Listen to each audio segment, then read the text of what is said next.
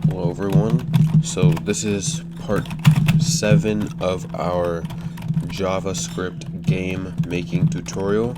Keep in mind that this tutorial is for beginners, and so I'll be going very slowly. And so last time we worked on the title.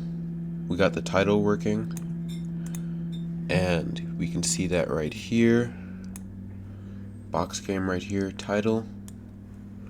And so now let's go create our JavaScript file.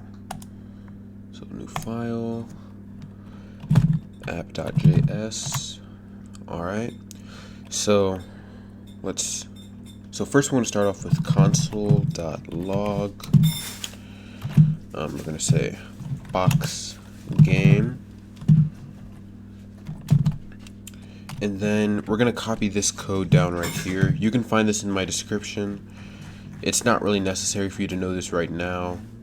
I'll talk about all this later in the video. So now let's just save and let's see what progress we've made so far. All right, this looks good. All right, so this is the end of the video.